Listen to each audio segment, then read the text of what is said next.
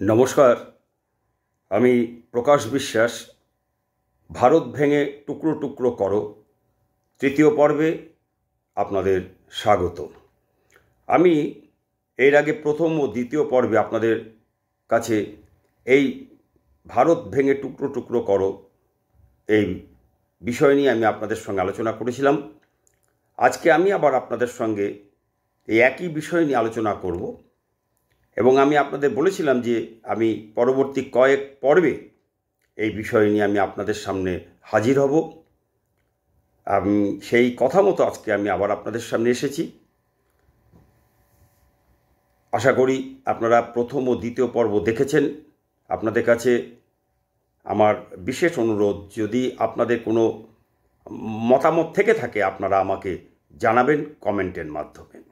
আসুন তৃতীয় পর্বে আমরা প্রবেশ করি। অখণ্ড ভারতকে টুকরো করার ঘৃণ্য খেলা শুরু করেছিল ব্রিটিশ। তারা বুঝে গিয়েছিল তাদের আজ নয় কাল ভারত ত্যাগ করে চলে যেতে হবে। তাই তারা পরিকল্পনা করেছিল 200 বছর ধরে শাসন করা দেশকে যদি ছেড়ে চলে যেতেই হয়, তাহলে ভারতকে এমনভাবে দুর্বল করে দিয়ে যেতে হবে যাতে ভারত আর কোনো দিনই শান্তিতে বাঁচা ও বেড়ে ওঠার পথে চলতে না পারে, উপরন্তু নিজেদের মধ্যে চিরকাল খাওয়াখাই করে ধ্বংস হয়ে যায়।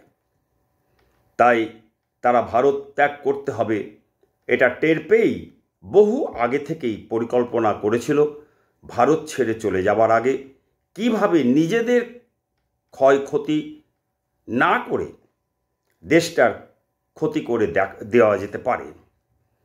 তাই তারা যাওয়ার আগে দেশটাকে সবাই মিলে বলাৎকার করে করে দেশটার কোমর ভেঙে দিয়ে গিয়েছিল, যাতে আর কোনো দিনই উঠে দাঁড়াতে না পারে দেশটা। তাই তারা সুকৌশলে ভাগ করো আর শাসন করো এই নীতির প্রবর্তন করে গোপনে তলে তলে সাম্প্রদায়িকতার বিষাক্ত বিষ ইনজেক্ট করতে লাগলো ভারতীয়দের হিন্দু মুসলমান দুই সম্প্রদায়ের মধ্যে ধীরে ধীরে। আর ধীরে ধীরে হিন্দু মুসলমানের পরস্পরের মধ্যে নানা রকমভাবে ঘৃণার জন্ম হতে লাগলো। ঘৃণা এমন জায়গায় পৌঁছলো যে চিরদিনের যে হিন্দু মুসলমানের মধ্যে সম্প্রীতির বাতাবরণ ছিল, সেই বাতাবরণ বিষাক্ত হয়ে তা দাঙ্গায় হত্যাযজ্ঞে পরিণত হলো। কিলবিল করে জেগে উঠল, ছড়িয়ে পড়ল বিষাক্ত সরীসৃপের দল। তারপর একদিন 200 বছর ধরে বলাৎকার করে করে ভোগ করার প্রতিদান স্বরূপ দেশটার সর্বনাশ করে দিয়ে গেল। দেশের লোভী লোকেদের মধ্যে ক্ষমতার লোভ ঢুকিয়ে দিয়ে এবং সাধারণ হিন্দু মুসলমানের মধ্যে লড়াই লাগিয়ে দিয়ে অদ্ভুত মানচিত্রে ভাগ করে দিল আর পরস্পরের মধ্যে জন্ম দিয়ে গেল চিরকালীন শত্রুতার। সত্যদ্রষ্টা পরম পুরুষ পুরুষোত্তম পরমপিতা পরম প্রেমময় শ্রী ঠাকুর অনুকূলচন্দ্র তখন আপ্রাণ চেষ্টা করেছিলেন হিন্দু মুসলমানের উভয় সম্প্রদায়ের বিশিষ্ট জনদের কাছে এবং দেশের তৎকালীন প্রথম সারির নেতৃবৃন্দের কাছে দেশভাগের ভবিষ্যৎ চরম কুফল বোঝাবার জন্য তিনি আপ্রাণ চেষ্টা করেছিলেন।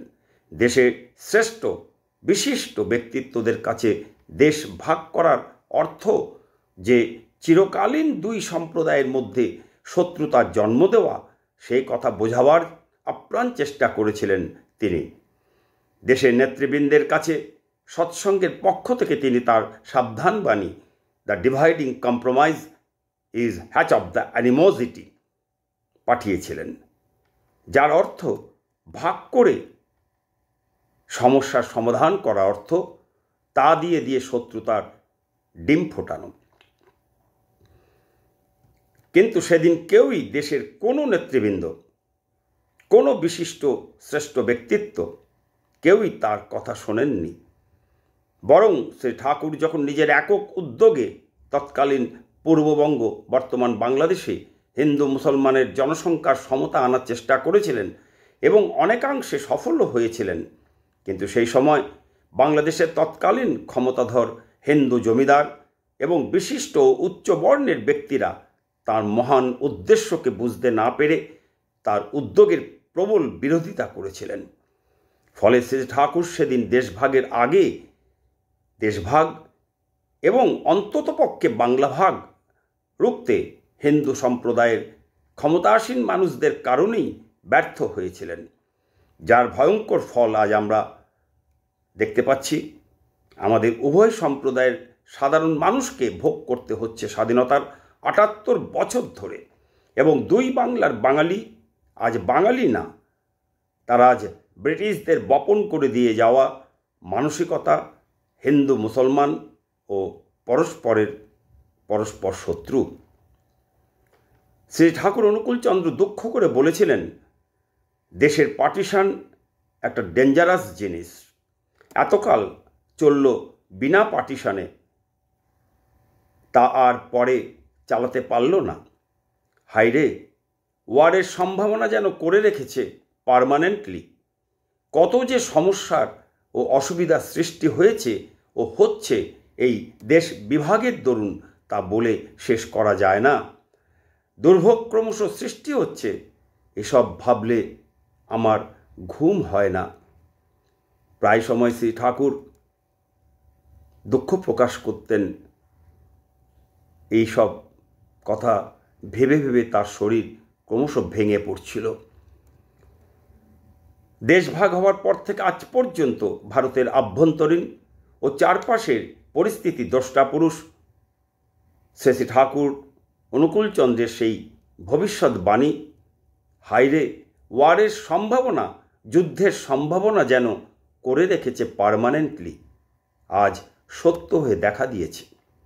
বর্তমান বাংলাদেশের অবৈধ নেতৃত্ব সরাসরি ভারতের 7 সিস্টার্স বিচ্ছিন্ন করার ইঙ্গিত দিয়ে ভারতকে টুকরো টুকরো করার খেলায় হাত মিলিয়েছে বৃহৎ শক্তিধর দেশের সাথে। আপনারা সবাই জানেন, 8ই আগস্ট 2024 যেদিন বাংলাদেশে পট পরিবর্তন হলো, বাংলাদেশের নির্বাচিত প্রধানমন্ত্রী শেখ হাসিনা যখন দেশ ছেড়ে চলে এলেন, তখন ডক্টর ইউনূস, মোহাম্মদ ইউনূস আমেরিকাতে এসে সেদিন দেশের প্রধান উপদেষ্টা হিসাবে দেশের শাসনভার গ্রহণ করার সাথে সাথেই তিনি ভারতের বিরুদ্ধে 7 সিস্টার্স নিয়ে হুমকি দিয়েছিলেন।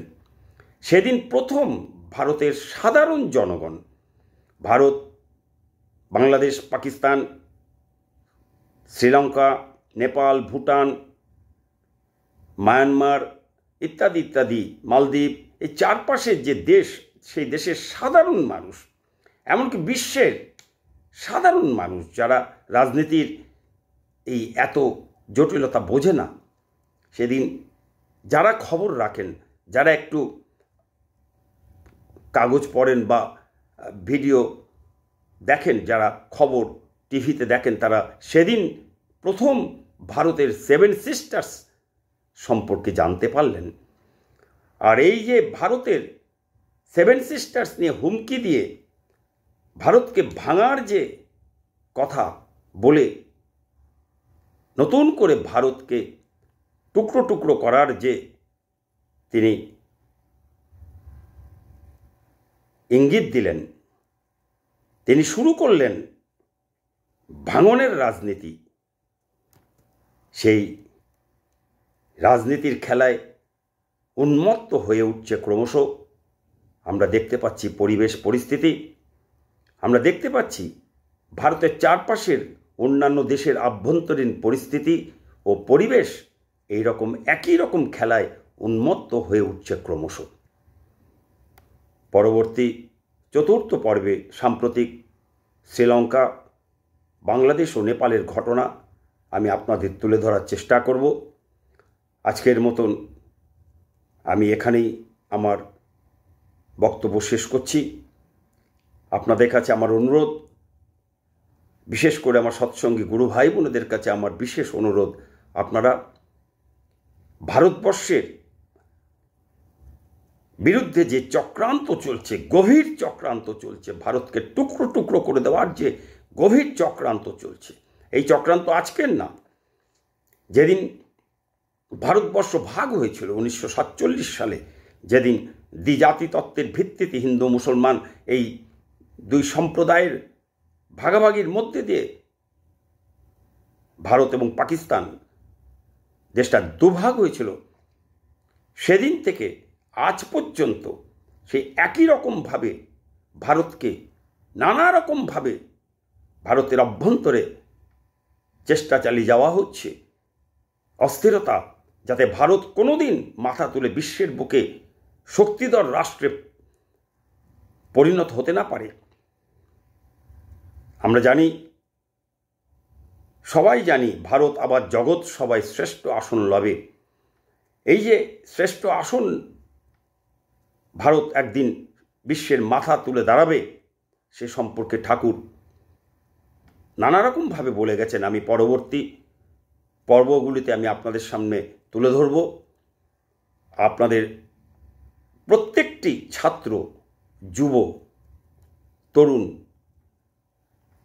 সম্প্রদায়ের কাছে আমার বিশেষ অনুরোধ, আপনারা দেশের পরিস্থিতি, দেশের চারপাশের যে পরিস্থিতি, জটিল পরিস্থিতি, সেই পরিস্থিতি কোথায় থেকে শুরু হচ্ছে আর কোথায় গিয়ে শেষ হচ্ছে, কেন হচ্ছে, কী জন্য হচ্ছে, কারা এর পেছনে, এবং ভারতবর্ষের বুকে কি হতে চলেছে, সে সমস্ত কিছু সম্পর্কে আশা করি আপনারা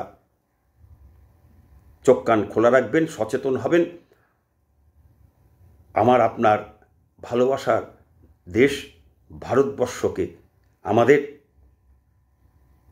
সবাই মিলে রক্ষা করতে হবে।